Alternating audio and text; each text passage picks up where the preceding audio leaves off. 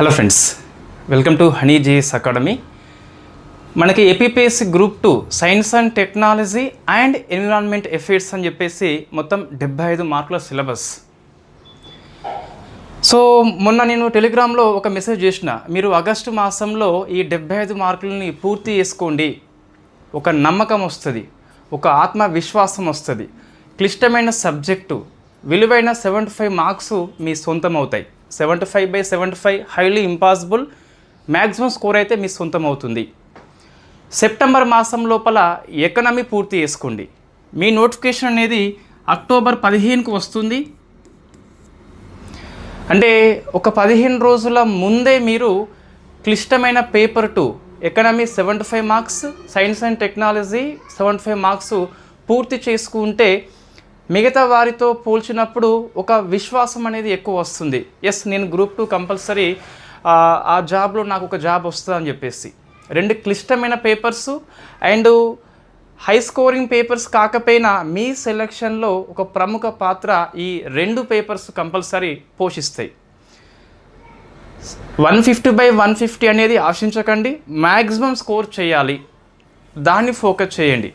August మాసం మొత్తము ఇంకా 22 డేస్ ఉంది మీకు, సో అది సరిపోతుంది ఎస్ఎన్టీకి. సెప్టెంబర్ మాసం మొత్తము ఎకనామీ పూర్తి చేయండి కంపల్సరీ. సో నేను దానిలో భాగంగా యూట్యూబ్లో ఈరోజు ఈ ఎన్విరాన్మెంట్ ఎఫైర్స్ని ఫోకస్ చేస్తున్నా.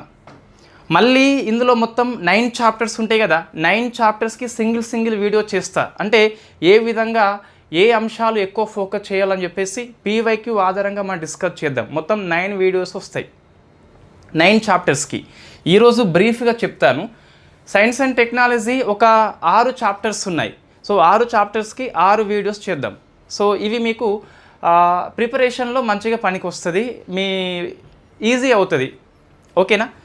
రైట్. ఎకనామీ కూడా మనము ఎలా ప్రిపేర్ కావాలని చెప్పేసి, ఇన్ఫ్యాక్ట్ వేటి మీద ఎక్కువ ఫోకస్ చేయాలని చెప్పేసి రిఫరెన్స్ పుస్తకాలు అనేది అందరికీ తెలిసిందే.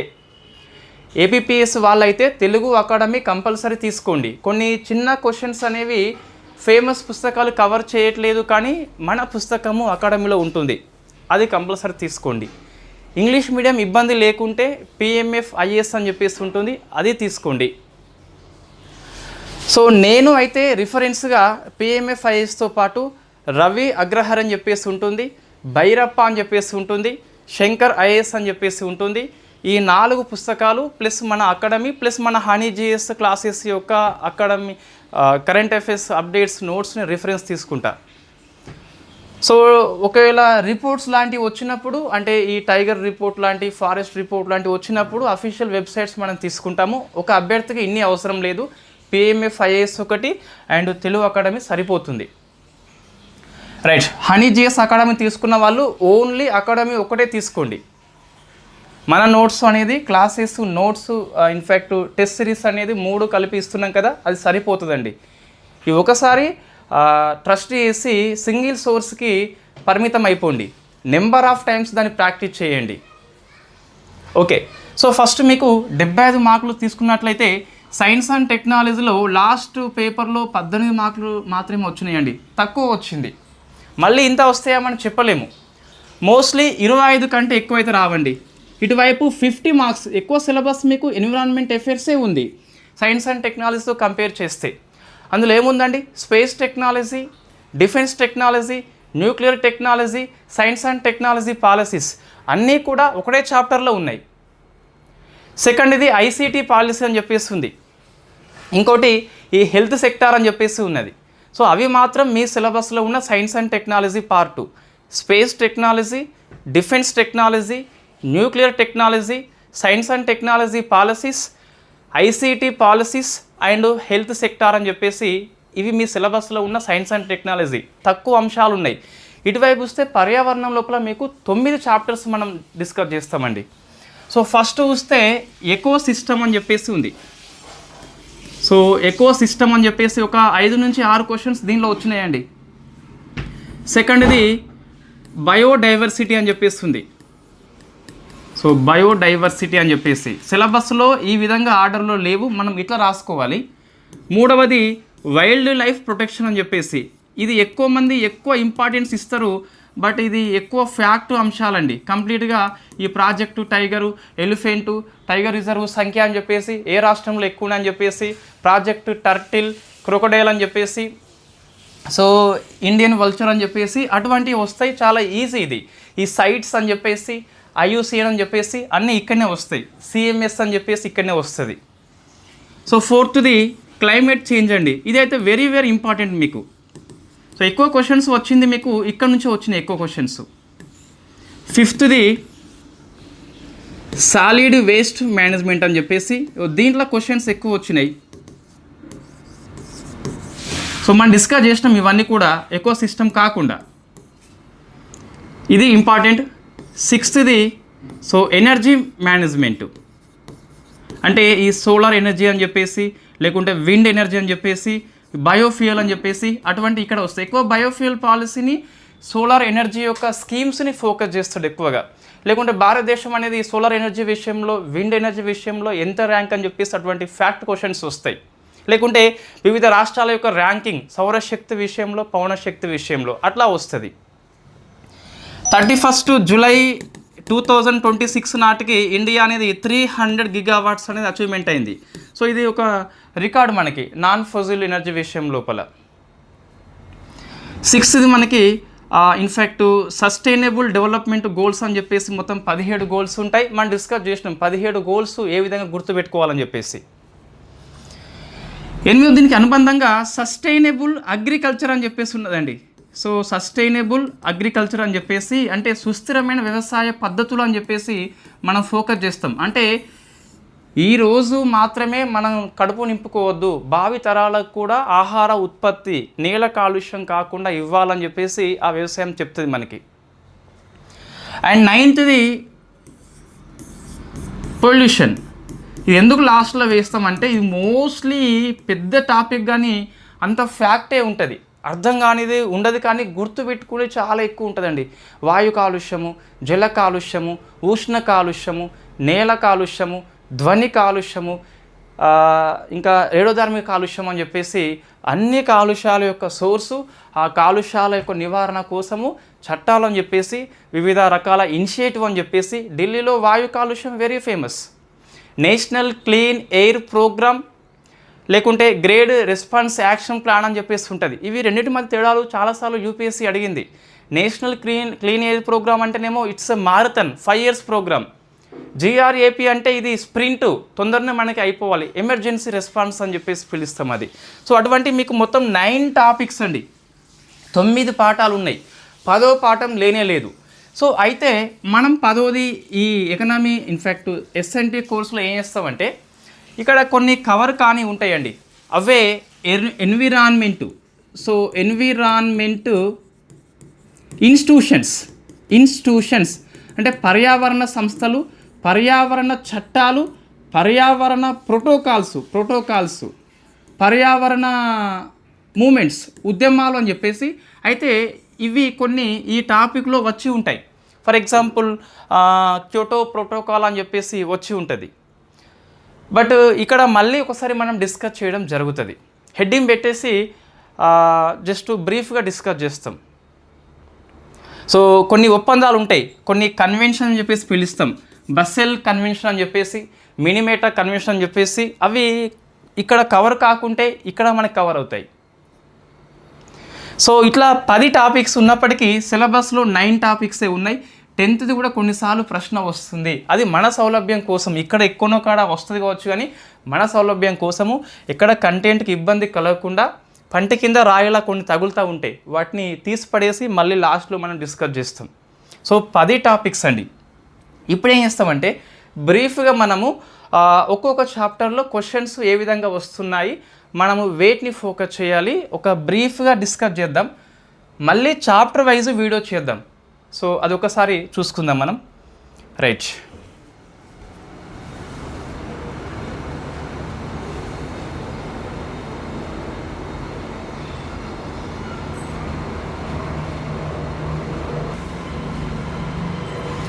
సో మనకి ఫస్ట్ టాపిక్ అండి ఇది. దీని మీద మళ్ళీ మనం ఒక వీడియో చేద్దాం, ఏ విధంగా అధ్యయనం చేయాలి, సోర్స్ ఏంటని చెప్పేసి. ఈ ఎకో సిస్టానికి మాత్రము ఈ 11th 12th NCERT ఉంది కదా, సో దాంట్లోకి ఎలా ఉందో అలా క్వశ్చన్ వస్తుందండి. లేకుంటే PMFIS నుంచి ప్రశ్న వస్తుంది. మీకు మొత్తం 5 క్వశ్చన్స్ వచ్చినాయి. 5 క్వశ్చన్స్ కూడా PMFIS పుస్తకంలో కూడా ఉన్నాయి, NCERT పుస్తకంలో కూడా ఉన్నాయి. ఎస్, తెలుగు మీడియం పుస్తకాలు, తెలుగు అకాడమీ కూడా ఈ టాపిక్ని సమర్థవంతంగా కవర్ చేయలేదు. మార్కెట్లో ఉన్న పుస్తకాలు కూడా కవర్ చేయలేదు. కాబట్టి కొంచెం NCERT కంపల్సరీ PMFIS అయితే దీనికి అధ్యయనం చేయాల్సిందే. సో ఎకో సిస్టమ్ అని చెప్పేసి మొత్తం మనకి 6 టాపిక్స్ ఉంటాయండి. దాదాపుగా ఎవ్రీ టాపిక్ నుంచి ప్రశ్న దాదాపుగా వచ్చిందండి. సో మీకు చూస్తే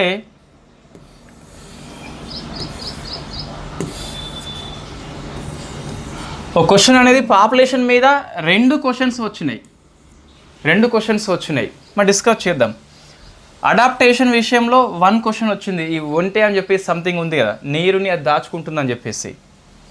ఈ ఎకలాది పిరమిడ్స్ విషయంలో ఈసారి క్వశ్చన్ రాలేదు, కానీ చెప్పలేం, మళ్ళీ వస్తే గిట్ట రావచ్చు. ఫుడ్ చైన్ విషయంలో ప్రశ్న వచ్చింది. ఈ గడ్డిది ఉంది కదా, సో అది క్వశ్చన్ చాలా NCERT పుస్తకంలో ఏ విధంగా ఉందో అదే ఇచ్చాడండి. అంటే గడ్డిని ఇన్ఫ్యాక్ట్ మేక తింటుంది, కానీ ఫస్ట్ ఏంటి అంటే అది గడ్డి గొలుసు అంటే లివింగ్ లీఫ్ అని చెప్పేసి ఉంటుంది, చనిపోయిన ఆకులు కాదు.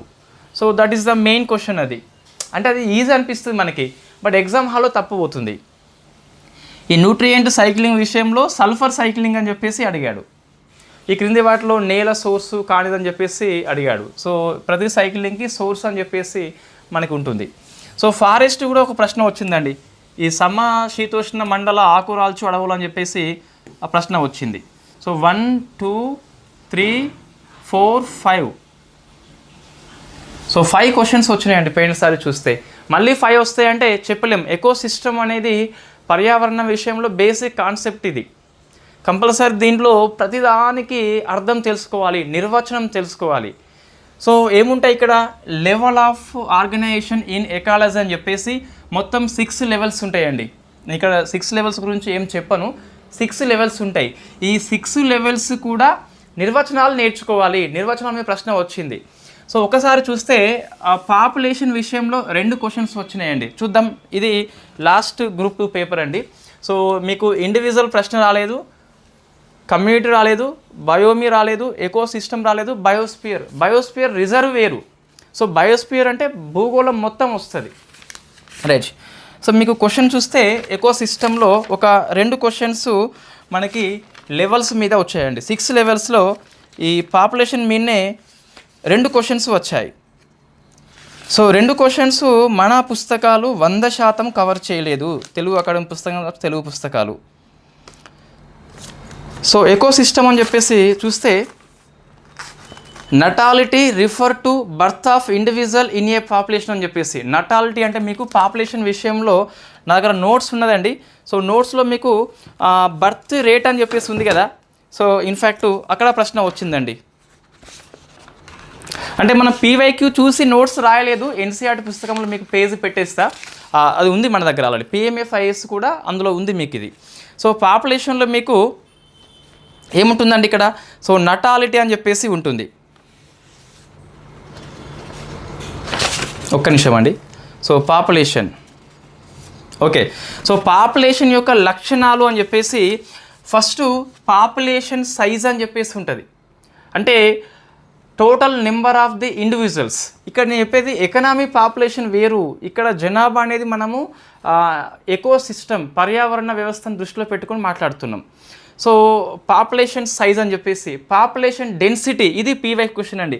సో పాపులేషన్ డెన్సిటీ అని చెప్పేసి, population density is generally expressed as the number of the individual per unit area అని చెప్పేసి. ఇగో ఇక్కడ ఉంటుంది మనకి నెంబర్ ఆఫ్ ఇండివిజువల్ పర్ అంటే నేను బై పెట్టేసిన యూనిట్ ఏరియా అని చెప్పేసి.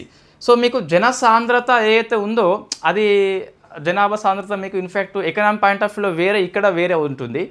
అంటే ఒక స్క్వేర్ కిలోమీటర్స్ ప్రాంతంలో ఎన్ని పులులు ఉంటాయి. సో పాపులేషన్ మీకు అంటే సంథింగ్ ఏదో ఒక యూనిట్ ఉంటుంది. ఇక్కడ 1 స్క్వేర్ కిలోమీటర్స్ అని చెప్పేసి నేను చెప్పట్లేదు, సంథింగ్ మొత్తం మీద ఏదో ఒకటి. అంటే ఒక యూనిట్ ఏరియాలో ఎంతమంది ఉన్నారో చెప్పడమే పాపులేషన్ డెన్సిటీ అని చెప్పేసి. ఇది కొద్ది వరకు మీరు ఆన్సర్ చేయొచ్చు అనిపిస్తుంది కదా. 4 ఆప్షన్లు చూస్తే డిఫరెంట్ ఉంటుంది. చూడండి ఒకసారి. Total number of the individuals in population అంటే ఇది పాపులేషన్ సైజ్ అని చెప్పేసి మాట్లాడతాం. ఇంగ్లీష్ వర్డ్స్ అవసరమే అండి. మీరు చూడండి ఒకసారి, ఈ ఫుడ్ చైన్ విషయంలో అటోట్రోప్ అని చెప్పేసి ఇంగ్లీష్ పదమే ఉపయోగించిండు తెలుగు అనువాదంలో కూడా. కాబట్టి కొన్ని ఇంగ్లీష్ వర్డ్స్ మనం నేర్చుకోవాలి. సైంటిఫిక్ వర్డ్స్ అంటాం, సబ్జెక్ట్ యొక్క వర్డ్స్ అంటాం. సో ఓకేనా, ఏమంటుంది ఇక్కడ పాపులేషన్ సైజ్ అనేది ఫస్ట్ ఆప్షన్ అండి. The total number of the individuals in population అని చెప్పేసి. వాస్తవంగా ఇది ఎన్సీఆర్టీ పుస్తకంలో ఎంసీక్యూ రూపంలో ఉంది మీకు. నెక్స్ట్ ఇది ఇంకో క్వశ్చన్ మీకు నటాలిటీ అని చెప్పేసి ఉంది కదా, సో దాన్ని బర్త్ రేట్ అని చెప్పేసి పిలుస్తాం. సో బర్త్ రేట్ బ్రాకెట్లో natality same expressed in NCERT book. ఏమున్నది, కొత్తగా జన్మించిన వ్యక్తుల సంఖ్య అని చెప్పేసి ఉన్నది. ఎంతకు, ఒక ఫీమేల్కి ఒక యూనిట్ టైంలో, మళ్ళీ ఒక యూనిట్ టైంలో ఒక ఫీమేల్కి ఎంతమంది కొత్తగా జన్మించారు చెప్పడమే బర్త్ రేట్ నటాలిటీ అని చెప్పేసి పిలుస్తాం, లేదా నెటాలిటీ అని చెప్పేసి పిలుస్తాం. NATALITY అండి మొత్తం మీద. సో రెండు క్వశ్చన్స్ ఫ్రమ్ ఎన్సీఆర్టీ. మన తెలుగు మీడియం పుస్తకాల్లో ఇది మీకు కనిపించదు.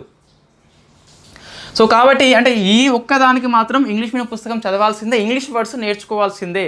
అటోట్రోప్ అని చెప్పేసి ప్రశ్న వచ్చింది మొక్కల విషయం లోపల. నెక్స్ట్ ఇంకా ఇవన్నీ మీకు తర్వాత డిస్కస్ చేద్దాం క్లాస్ వైజు రెగ్యులర్ కోర్సు లోపల. So principles of the ecology అని చెప్పేసి 7 ప్రిన్సిపల్స్ ఉంటాయి. 6 లెవెల్స్, 7 ప్రిన్సిపల్స్. సో ఈ ప్రతి ప్రిన్సిపల్ అంటే ఏంటి, నిర్వచనం ఒకటి, దాని లక్షణాలు నేర్చుకోవాలి. ఒకటి అడాప్టేషన్ అని చెప్పేసి పిలుస్తాం. అడాప్టేషన్లో మళ్ళీ 3 రకాలు ఉంటాయి మనకి. రూపం పరంగా ఉంటుంది, శరీర ధర్మం పరంగా ఉంటుంది. అంటే ఇప్పుడు ఫర్ ఎగ్జాంపుల్ ఇది ఒంటె ఉంది కదా, సో మనకి ప్రశ్న ఏమొచ్చిందంటే ఒంటె అనేది తక్కువ మూత విసర్జన వేస్తుంది. ఆ అడాప్టేషన్, ఆ వాతావరణం తగినట్టుగా అది శరీరం పరంగా వచ్చినటువంటి అడాప్టేషన్ మనకి ఫిజియోలాజికల్ అని చెప్పేసి పిలుస్తాం. ఇంకోటి మూడవది బిహేవియరల్ అని చెప్పేసి ప్రవర్తన పరంగా వస్తుంది. కొన్ని వలస పక్షులు మీకు సైబీరియా నుంచి వస్తాయండి, అది ప్రవర్తన పరంగా వచ్చిన అడాప్టేషన్ మనకి.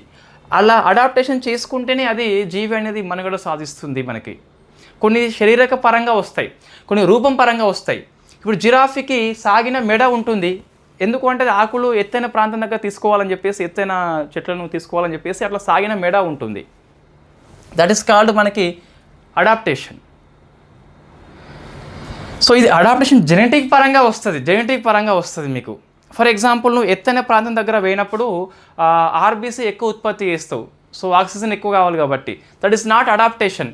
అదే టిబెటియన్ ప్రజలకు ఆర్బీసీ ఎక్కువ ఉత్పత్తి అవడానికి జెనెటికల్లీ కొద్దిగా మోడిఫైడ్ చేసి ఉంటాం మనం, అదేమో అడాప్టేషన్. అది జెనెటిక్ పరంగా అంటే జనరేషన్స్ మారిన కొద్దీ అది అడాప్ట్ చేసుకుంటాం మనం.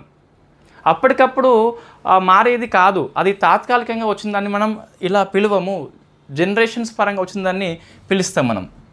సో ఇది PYQ అండి. నెక్స్ట్ ఎకాలజీ యొక్క పిరమిడ్స్ నెంబర్స్ పరంగా, బయోమాస్ పరంగా, ఎనర్జీ పరంగా మనం డిస్కస్ చేస్తాం. పోయినసారి PYQ రాలేదు, బట్ ఇది వెరీ ఫేమస్ మీకు. సో పిరమిడ్స్ అనేవి ఎప్పుడు అప్వర్డ్లో ఉంటాయి లేకుంటే కిందికి ఉంటాయి అని చెప్పేసి ఎక్కడ మనం డిస్కస్ చేస్తాం. ఎనర్జీ ఎప్పుడైనా సరే మీకు ఈ మోడల్లో ఉంటుంది ఎనర్జీ అనేది. సో అప్రైట్ మోడల్లో ఉంటుంది. మ్యాక్సిమం మీకు పైకి పోయినకూడది. సో ఎవ్రీ లెవెల్ లోపల, ఎవ్రీ ట్రోప్ లోపల మీకు ఆ 10% ఎనర్జీ డిక్రీజ్ అవుతుంది. సో శాకాహారులు మనము ఇన్ఫ్యాక్ట్ పైన ఉంటాం అట్లా. అంటే ఇక్కడ ఏమవుతుందంటే ఎనర్జీ తగ్గిపోతుంది లెవెల్స్ పైన కూడది. ఆకులు తినే మేకలు కొండలు ఎక్కితే, మేకలు తినే మనుషులు మంచం ఎక్కుతున్నారు అని చెప్పేసి ఒకటి ఉంటుంది కదా. శాకాహారులు ఎక్కువ స్లోగన్ని ఫోకస్ చేస్తారు. So that is the best example energy pyramid. Energy తగ్గిపోతుంది పైకి వినకూడది. ఓకే, నెక్స్ట్ ఈ ఫుడ్ చైన్ విషయంలో ప్రశ్న వచ్చిందండి. ఆహారపు గొలుసు అని చెప్పేసి, ఫుడ్ వెబ్ అంటే ఆహారపు వల అని చెప్పేసి పిలుస్తాం. రెండు సేమ్ కాదు. ఈ food web broad concept. For example గడ్డి, జింక, పులి. జింక ఒక లేకుంటే పులి చచ్చిపోతుంది అని ఫుడ్ చైన్ చెప్తుంది. అదే గడ్డి, జింక లేకుంటే మేక ఉన్నది కదా అని చెప్పేసి గడ్డి, మేక, పులి. సో అట్లా ఫుడ్ వెబ్ అని చెప్పేసి ఇక్కడ లిబరల్గా ఉంటుంది, ఫుడ్ చైన్ లిబరల్గా ఉండదు. సో ప్రశ్న ఏమొచ్చిందంటే ఆహారపు గొలుసు విషయంలో ఒకసారి చూస్తే, ఆహారపు గొలుసు విషయంలో ప్రశ్న ఏమొచ్చింది,